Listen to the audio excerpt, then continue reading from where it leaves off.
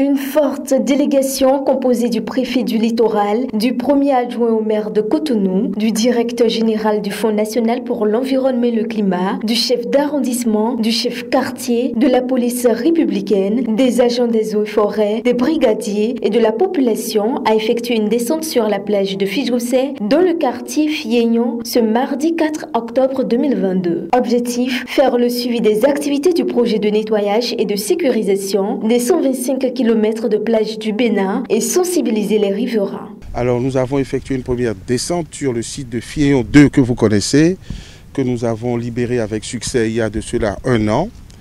Nous n'avons pas libéré ce site pour qu'il soit vide, il a été aussitôt complanté de cocotiers.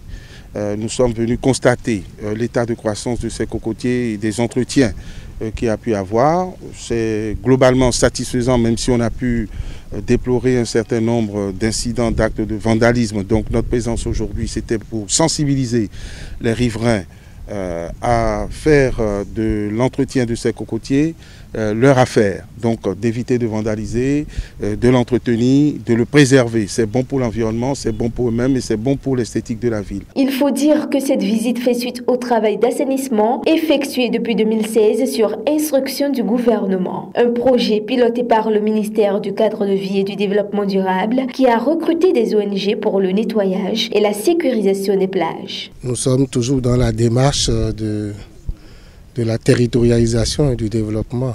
Cette visite fait suite au travail que nous faisons depuis 2016 sur instruction du ministre du Cadre de vie et du Développement durable qui depuis 2016 a donné les instructions pour que notre côte sur les 125 km de côte soit vraiment propre, assainie et sécurisée. Donc vous avez vu, on a mis des cocotiers et les brigadiers sont sur le terrain. Nous avons 5 segments, depuis Sémépodi jusqu'à Grand Popo. C'est vrai que le travail se fait. Nous avons la période des algues qui nous embête énormément et les dispositions sont prises pour que cette période soit gérée au mieux. Au terme de cette randonnée, le constat fait est satisfaisant. Le constat est un peu plus reluisant le long de la côte parce que là, on n'a pas d'incivisme à déplorer, à part quelques déjections dues à l'occupation de la plage les week-ends. Et là aussi, des précautions et des dispositions ont été prises puisque nous avons beaucoup de brigades qui sont bien dirigées et qui emploient des autochtones donc, pour faire le ménage, l'entretien, la salubrité. Donc il y a, on va dire, un équilibre écologique acceptable. C'était une impression satisfaisante. Mais la seule chose que je n'ai pas du tout apprécié, que les gens rédivisent. Ce n'est pas du tout bon parce que c'est à grands frais que tout ceci se fait. Et ce qui se fait, ça doit nous interpeller qu'à chaque fois que nous avons le devoir d'accompagner l'autorité. Le préfet l'a dit tout à l'heure, on n'a rien à inventer.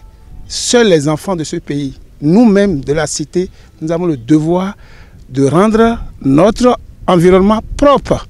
Ce qui ne se fait pas, mais aujourd'hui c'est quand même satisfaisant. Toutefois, les autorités exhortent fortement la population béninoise et surtout les riverains de nos plages à faire mieux pour maintenir la dynamique. Je demande à tous les citoyens qui ont bien envie d'avoir le réflexe citoyen de tout faire pour que toutes les fois, n'importe où ils sont, les actes d'incivisme, de vandalisme et consorts cessent. Je crois que ce message doit passer, il doit être relayé par tous les leaders, par tous les citoyens, pour que nous allions très vite vers le Bénin moderne pour lequel le gouvernement travaille et à sa tête le président de la République, Patrice Talon. Pour rappel, le projet de nettoyage et de sécurisation des 125 km de plage du Bénin qui contribue au développement économique et social, à la préservation de la biodiversité et l'attractivité du littoral est mis en œuvre par le Fonds national pour l'environnement et le climat.